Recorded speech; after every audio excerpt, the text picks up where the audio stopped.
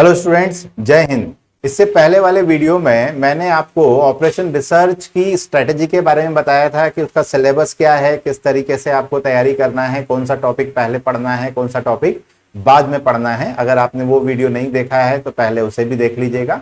आज मैं आपको ऑपरेशन मैनेजमेंट के बारे में स्ट्रेटेजी बनाने वाला हूं कि ऑपरेशन मैनेजमेंट का आपका सिलेबस क्या है, कौन सा टॉपिक आपको पहले पढ़ना चाहिए, कौन सा टॉपिक आपको बाद में पढ़ना चाहिए। ये मैं आपको बता ही चुका हूं कि एमबीए सेकंड सेम बड़ा क्रूशल होता है, सीखने के हिसाब से भी और प्रैक्टिकल के हिसाब से भी। इस बार आपको 4 प्रैक्टिकल हैं: operation research, financial management, operation management और बिजनेस रिसर्च मेथोडोलॉजी। बात इसकी नहीं है दोस्तों कि आप थोड़ा रट्टम पट्टम या गाइड लेके पास हो जाएंगे। बात इसकी है कि अगर आप प्रोफेशनली बनना ही चाहते हैं, आप मैनेजमेंट में आना ही चाहते हैं, तो ये सब्जेक्ट कोर सब्जेक्ट्स हैं। ये आपके अंदर डिसीजन मेकिंग पावर को बढ़ाएंगे।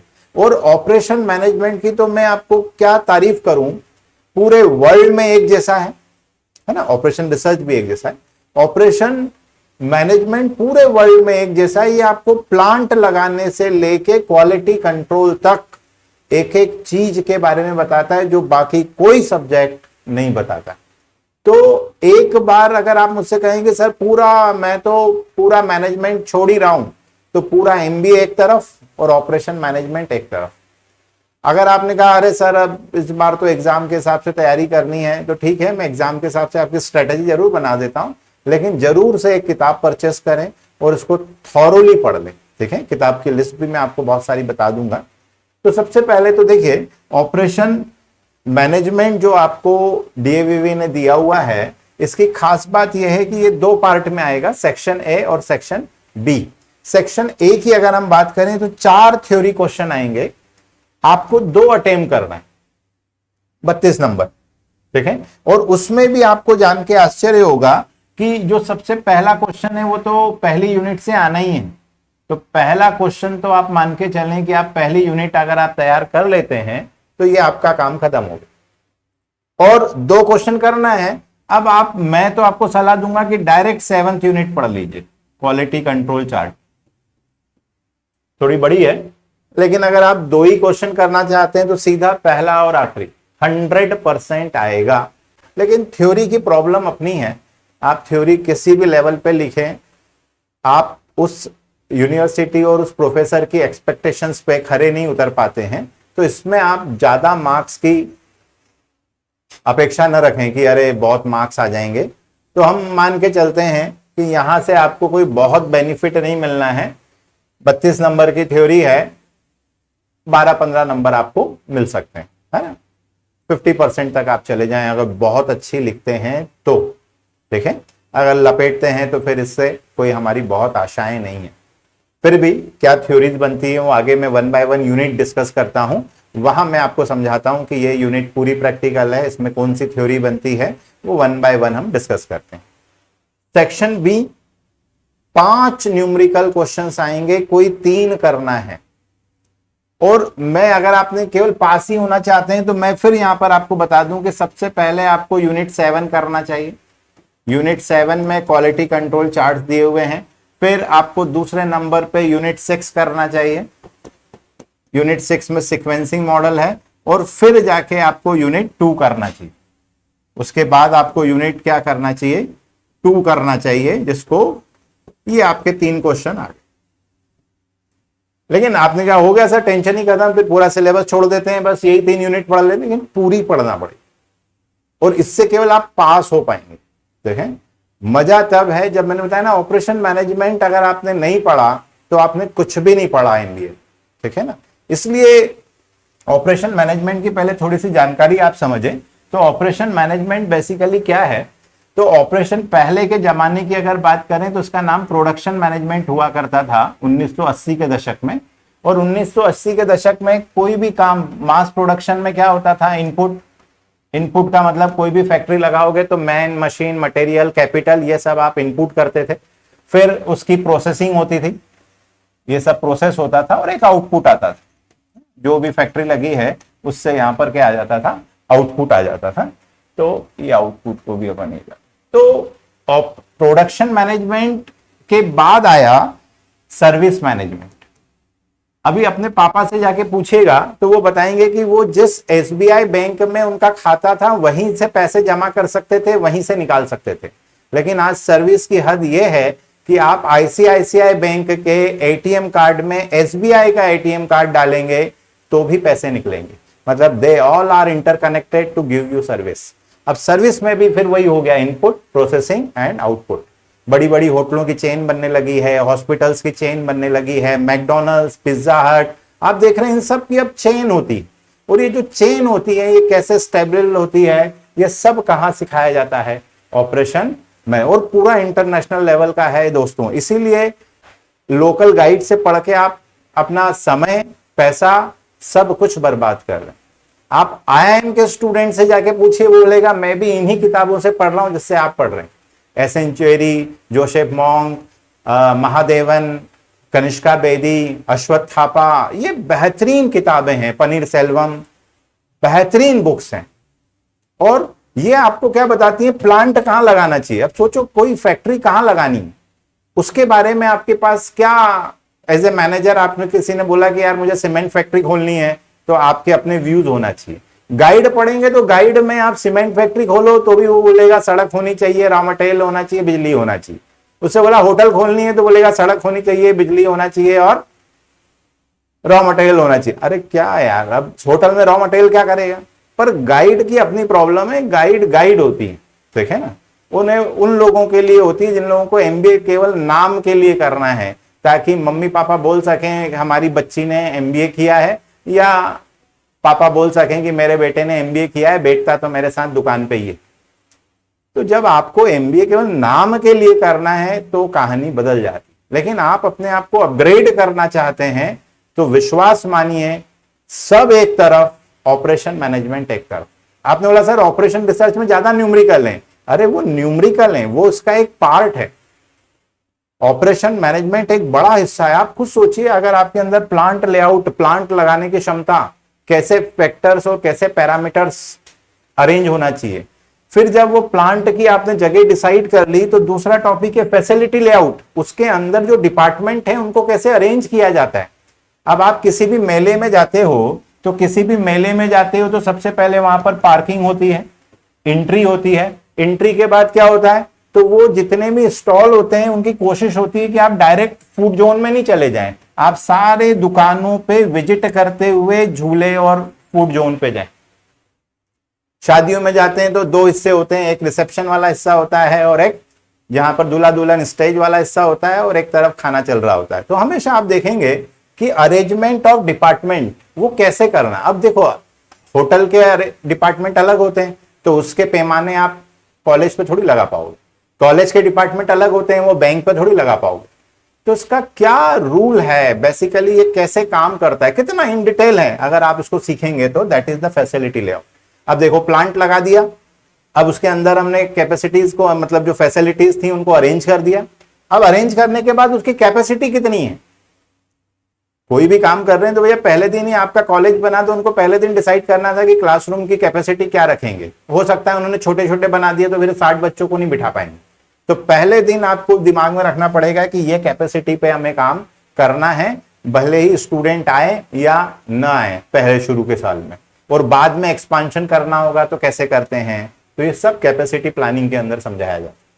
कैपेसिटी प्लानिंग का मतलब, चलो अब आपने मैन, मशीन, मटेरियल कहां कहां किस डिपार्टमेंट में कितने लगेंगे वो भी डिसीजन हो गया।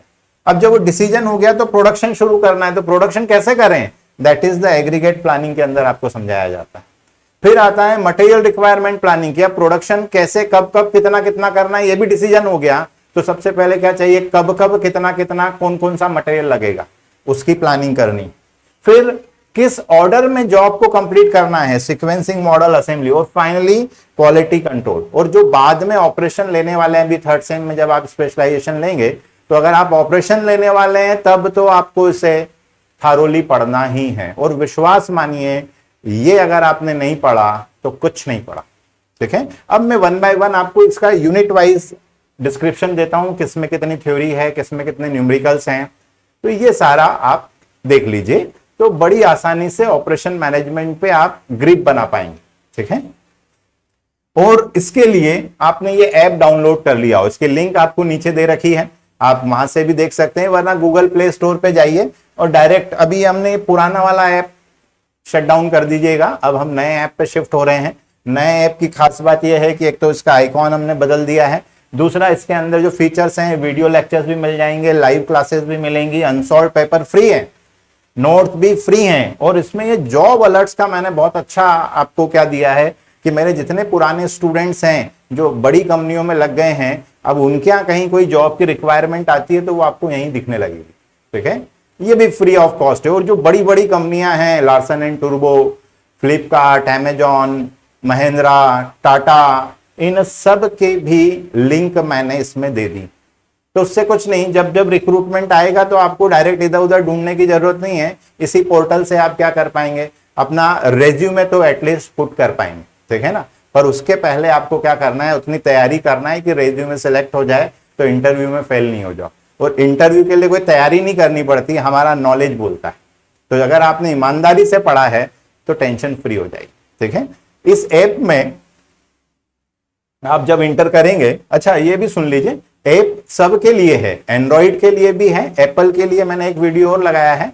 तो एप्पल के लिए आपको हमारी वेबसाइट पे जाके रजिस्ट्रेशन करना होता है, फिर एप्पल पे चलने लगता है। और जो लोग वेबसाइट पे देखना चाहते हैं उनके लिए भी हमने एक विंडो का ऐप बना दिया है, उसका भी मैं छोटा सा वीडियोस के जस्ट बाद ही शूट कर रहा हूं, उससे आपको पता लग जाएगा कि आप इसको लैपटॉप पे भी देख सकते हैं। ठीक है, तो ये एंड्रॉइड पे भी है, एप्पल पे भी मिल जाएगा आपको, और अपने लैपटॉप या डेस्कटॉप पे भी आप इसे चला पाएंगे। ठीक है, ये बार बार स्टूडेंट्स देखिए, जैसे ही आप खोलेंगे, हमने सिंगल इंटरफेस दिया है पूरे ऐप पे। इस ऐप में खास बात क्या है कि बस यहीं आप कोर्स पे जाइए, OR, OM, BRM, financial management, first sem, second same, जो पढ़ना है वो सब यहाँ मिलेगा। प्रीवियस ईयर पेपर, अब तक जितने पेपर हुए हैं वो सारे आपको सारे सब्जेक्ट्स के यहाँ मिल जाएंगे, नोट्स आपको यहाँ मिल जाएंगे, अभी टेस्ट सीरीज की जरूरत नहीं है, लाइव क्लासेस के नोटिफिकेशंस आपको यहाँ आते रहते हैं और यहाँ से आप उसे एक्सेस कर पाएंगे। यूनिवर्सिटी अलर्ट, जिसका नाम अब हमने क्या कर दिया है, जॉब्स अलर्ट, यहां आपको वो सारे जॉब्स के फीचर्स मिल जाएंगे। मेरी जो बुक्स हैं फर्स्ट सेम की, सेकंड सेम की, वो आप यहां से परचेस कर सकते हैं, और सारे यूट्यूब के मेरे वीडियोस आप यहां देख सकते हैं। मतलब एक सिंगल इंटरफेस पे ही काम हो जाएगा।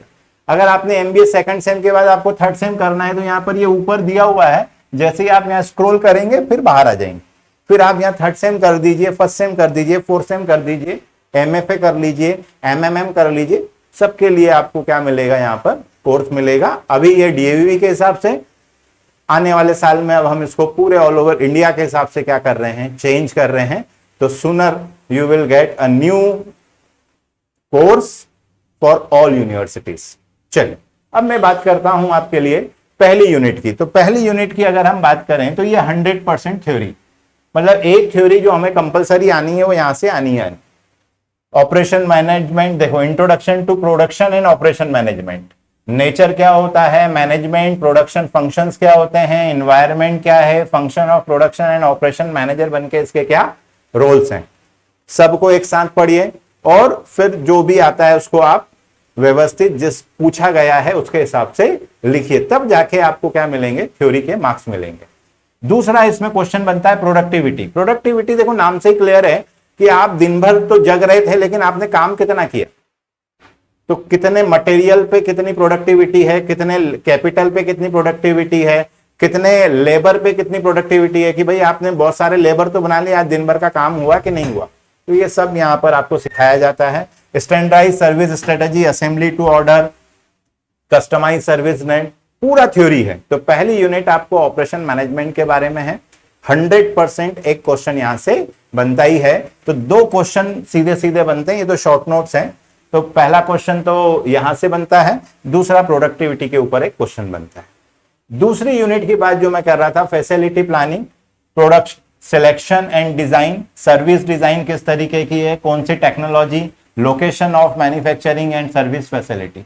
अब इसमें 3 टाइप के क्वेश्चंस बनते हैं। एक तो आता है जनरल कि आप तो प्लांट लेआउट के फैक्टर्स बताइए, तो फिर आपको कुछ नहीं, रूरल, अर्बन, सेमी अर्बन, इनके बारे में बताना है कि गांव में उद्योग खोलने के क्या फायदे हैं।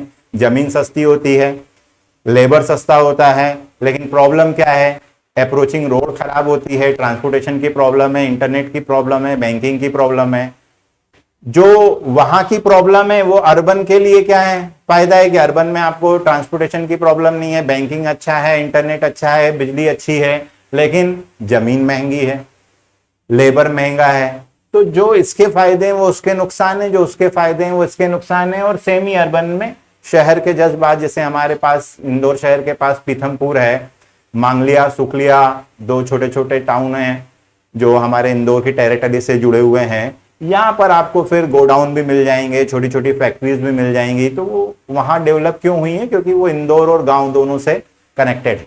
ठीक है, वो डिटेल में हम बात करते हैं अभी। तो एक ही हो गया, लेकिन दूसरा क्वेश्चन आता है यहाँ पर स्पेसिफिक। अब ये स्पेसिफिक जब आता है ना, तो स्पेसिफिक होटल खोलने के लिए क्या करोगे? अब मर गए आप। ठीक है ना, कॉलेज ये आए एमबीए कॉलेज खोलने के लिए क्या करोगे? बैंक कहां खोलनी चाहिए, सीमेंट फैक्ट्री कहां खोलनी चाहिए? तो ये अब जब ये स्पेसिफिक, अब जब आप 12-15 अलग अलग इन चीजों को पढ़ लेते हैं, आपके अंदर एक एटीट्यूड आ जाएगा, एक नॉलेज आ जाएगा, जिससे आप किसी भी बारे में बात कर पाएंगे कि इसको ऐसे नहीं ऐसे किया जाए, यहां नहीं वहां शिफ्ट कर लिया जाए, वहां ज्यादा फायदा मिलेगा। तो आपके कोर्स करने का मतलब। ठीक है, तो मैंने बताया ना, ऑपरेशन मैनेजमेंट जबरदस्त चीज है अगर आपने नहीं पढ़ा तो। और ये इसके क्या है, प्रैक्टिकल्स है।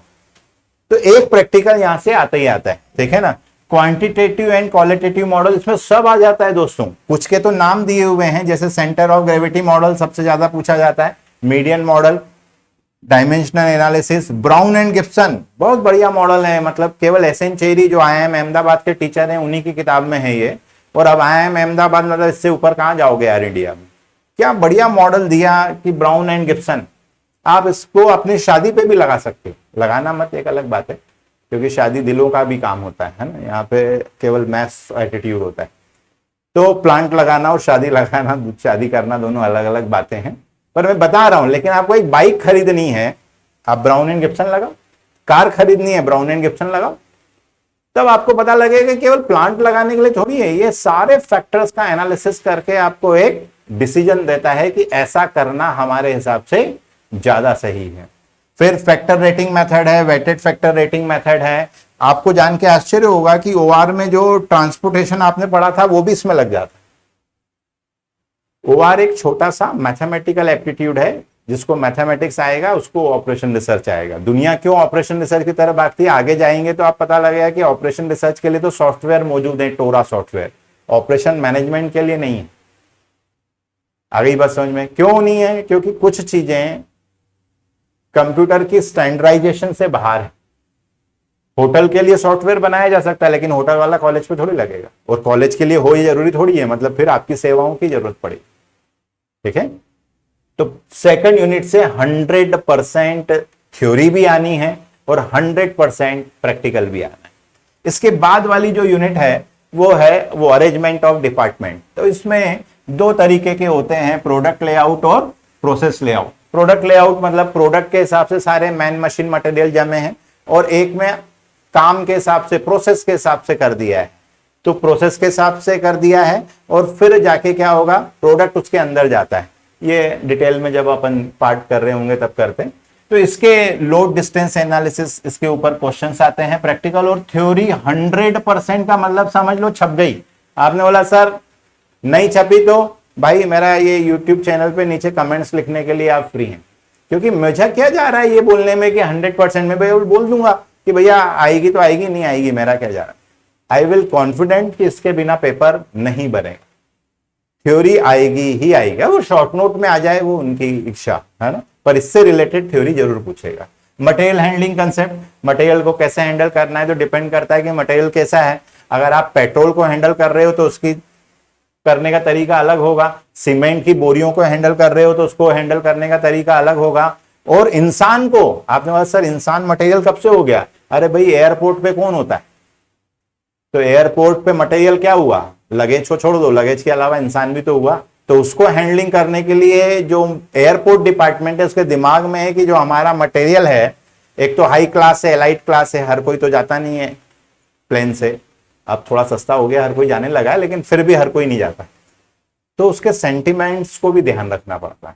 तो मटेरियल हैंडलिंग का आप ये मत समझिए कि अरे सामान इधर से उधर पहुंचाना है, मतलब क्या लेवल है आप सोचिए जरा इस सब्जेक्ट का।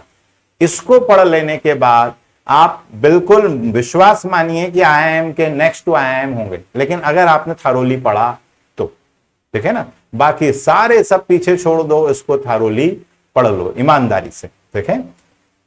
अब इसके बाद है फोर्थ यूनिट। अब फोर्थ यूनिट में है वर्क मेजरमेंट, नाम से ही क्लियर है, काम को कैसे मेजर करना है। अब काम को कैसे मेजर करना है तो उसमें हम बात कर रहे हैं कि वर्क स्टडी क्या होगी, मेथड स्टडी क्या होगी, मोशन स्टडी क्या होगी। अब ये मैं आपको जब अपन ये यूनिट डिस्कशन कर रहे होंगे तब थारोली पढ़ाऊंगा। अब आपके लिए इतना कर रहा हूं क्या, नहीं, मैंने भी बताया कि मैं नरसिंहमुंजय, सिम्बायोसिस, जयपुरिया, रैंगलर, तमाम जितने बड़े कॉलेजेस हैं उनके स्टूडेंट्स को भी ये पढ़ने में समस्या आती है, तो हम उसको इन डिटेल करते हैं क्योंकि मैंने कई साल लगा दिए हैं इन चीजों को पढ़ने में। तो चलो अब टेक्नोलॉजी भी आ गई है तो अब शेयर कर पा रहे हैं हम आपके साथ। इसके बाद है कैपेसिटी प्लानिंग, शॉर्ट नोट बनता है इसके ऊपर, सवाल बड़े इजी होते हैं, कोई खास बात नहीं।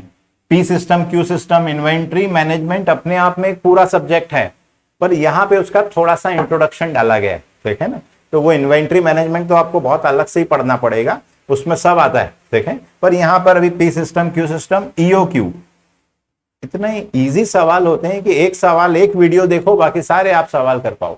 और ये लास्ट टाइम आया, अब वो क्या पूछेगा इतने सारों में से वो कुछ नहीं कह सकते हैं, लेकिन कुछ चीजें फिक्स हैं जो आती ही आती हैं।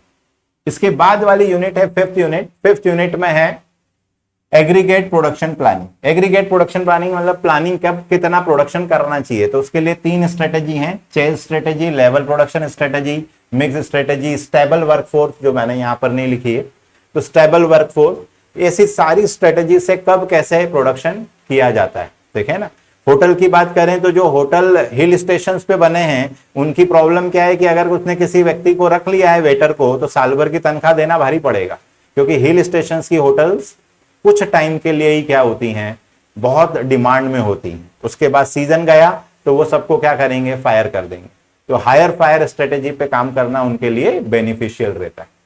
मटेरियल रिक्वायरमेंट प्लानिंग, ये एमआरपी, कब कब कितना कितना मटेरियल लगेगा। एक पंखा बनाने की बात करूं तो एक पंखा बनाने में एक रॉड लगती है, ऊपर और नीचे 2 कप लगते हैं, बीच में एक मोटर लगती है और 3 ब्लेड्स लगती हैं। तो अब अगर मेरे को प्रोडक्शन मैंने डिसाइड कर लिया कि पहले महीने इतना, दूसरे महीने इतना, तो फिर अब ये अलग अलग डिपार्टमेंट में काम हो रहा होगा, इनको किस तरीके से करना है, अब ये आप सीखेंगे। अब आपने सोचा कि चलो पास हो जाए, हो जाइए ना, पास होने में कोई थोड़ी है। प्रोफेशनल का प्रॉब्लम समझिए, प्रोफेशनल मतलब नॉलेज, नॉलेज नहीं कीमत नहीं, वो नॉलेज एक दिन में इकट्ठा होगा नहीं, नॉलेज धीरे धीरे धीरे धीरे इकट्ठा होता है, ठीक है ना। Rome was not built in a day, ये बना इसलिए है भाई कि Rome was not built in a day, कोई चीज एक दिन में बनते ही नहीं है। जितने बड़े बड़े किले, और आप जब घूमने जाते हो जाके देखो तो आपको पता है कि अबे यार क्या किला बनाया यार, 800 साल से ऊपर हो गए लेकिन वैसा के वैसे ही है। तो भैया आपने सोचो किस लेवल तक का काम किया होगा, डेडिकेशन क्या था लेबर्स का, और जिसने आर्किटेक्ट करा उसका डेडिकेशन क्या होगा, जो आप यहाँ तारीफ कर रहे हो 800 साल बाद भी। और अपन कम से कम हमारी कोई 80 साल तक को तारीफ कर ले, 800 तो बहुत दूर की बात, ठीक है। तो सीखोगे तो आगे बढ़ो, ठीक है। अब बात करें किसकी, ये अब ये 100% इसके ऊपर एक क्वेश्चन आना ही है। इसमें 2 है, असेंबली लाइन बैलेंसिंग, ये एक पूरा टॉपिक है, और ये best job, N jobs, 1 machine, 2 machine, 3 machine, और एकर्स एल्गोरिथम। एक क्वेश्चन आना ही है, हर साल आता है, इस बार भी आएगा। तो एक प्लांट लेआउट से आ गया, एक यहां से आ गया, और एक इसके बाद वाली ये जो थ्योरी है। अब देखो quality control management, TQM, total quality management. अब देखो पूरी दुनिया TQM पे आ गई है दोस्तों। TQM का मतलब क्या, नाम तो समझ में आ रहा है, टोटल क्वालिटी मैनेजमेंट। अब आपको पता लगेगा कि आप में से किसी के 80-90% भी बन जाए ना तो नौकरी नहीं मिलेगी, क्योंकि कंपनियां आप परसेंटेज नहीं देखती। परसेंटेज से केवल एक बात पता चलती है कि आपको जो सिखाया जाता है आप उसको अच्छे से याद कर पाते हैं और जवाब दे पाते हैं। आपका नेचर कैसा है, टीम वर्क कैसा है, आप जब परेशान होते हैं तो कैसे डिसीजन लेते हैं, गुस्से में आप क्या क्या कर सकते हैं। अब वो आप एक दिन में थोड़ी बने हो, आप भी तो कितनी सारी चीजों का परिवेश हो, आपके फैमिली के जो गुण हैं जाने अनजाने आपके अंदर आ गए हैं, आपके दोस्तों के गुण आप में आ गए हैं, आपकी जहां स्कूलिंग हुई थी वहां के गुण आ गए हैं, आप जहां रहते थे वहां के आ गए हैं। ज्यादा दूर क्यों जाते हो, एमपी के अलग अलग जगह से आपके दोस्त होंगे कॉलेज में और सब हिंदी बोल रहे हैं, पर आप उनके टोन से बता सकते हो कि भाई तुम जबलपुर साइड के हो क्या। तो यार ये जबलपुर साइड क्यों बोल रहा है वो, क्योंकि बुंदेलखंडी अलग तरीके से बोली जाती है। तो बुंदेलखंड की हिंदी से आपको समझ में आ जाएगा। ज्यादा दूर मत जाओ, भोपाल 200 किलोमीटर दूर है, उस बातचीत से समझ में आ जाएगा। और इंदौरी हमारे जैसे किसी व्यक्ति से बोलोगे तो फिर अलग से हो जाए, अरे भाई इंदौर का है क्या, तो हमने बोला हाउ, तो हाउ कैसे बोला, समझ में आ गया इंदौर का आदमी है। तो आप समझिए जरा कि क्वालिटी, अब टोटल क्वालिटी से काम चलता है और उसके लिए ये 3 गुरु हैं, गुरु बहुत सारे हैं, लेकिन जुरान, क्रॉसबाय और डेमिंग इसलिए पढ़ लो कि मुझे मेरी क्वालिटी सुधारनी, कंपनी तो बाद में आएगी। खुद की क्वालिटी सुधारने के लिए आपको सबसे पहले क्या करना चाहिए, इनको पढ़ना चाहिए। काइजन थ्योरी, ये स्टैटिकल प्रोसेस कंट्रोल एप्लीकेशन, देखे ना, ये एसक्यूसी क्वालिटी कैसे नापी जाती है, पूरे वर्ल्ड में ऐसे ही नापी जाती है। एक्सेप्टेंस सैंपलिंग शॉर्ट नोट आता है, ओसी कर्व शॉर्ट नोट्स आता है, क्वालिटी सर्कल, 6 सिग्मा, ये 100% थ्योरी भी आनी है और प्रैक्टिकल भी है। देखें तो अब आपके दिमाग में क्लियर आ जाना चाहिए।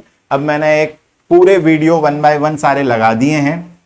ऐप आपने डाउनलोड नहीं किया हो तो उसको डाउनलोड कर लीजिए। ये आपके लिए इसलिए उपयोगी है क्योंकि इसमें आपको सारी बातें मिल जाएंगी, सारे वीडियो लेक्चर्स मिल जाएंगे, लाइव क्लासेस कोई सपोर्ट नहीं करता है, हम करेंगे आपको एग्जाम तक। अनसॉल्व पेपर्स आपको सारे मिल जाएंगे, सारे सब्जेक्ट के, सारे सेम के। नोट्स काफी कुछ लग गए हैं, बचे हुए भी लग जाएंगे, तो गाइड खरीदने की भी आपको जरूरत नहीं पड़ेगी, वहां से भी आपके पैसे बच जाएंगे अगर आप पैसे बचाना ही चाहते हो। और ये जो सबसे बड़ा फीचर्स डाला है मैंने जॉब अलर्ट्स का, कि आप एटलीस्ट कहां पे अप्लाई करना है वो जगह, वो साइट आपको वहां पर मिल जाएगी। ठीक है, तो चलिए मिलते हैं नेक्स्ट वीडियो में। अब मैं आपको बीआरएम और एफएम की स्ट्रेटेजी अब नेक्स्ट वीडियो में डिस्कस करेंगे। टिल देन, जय हिंद,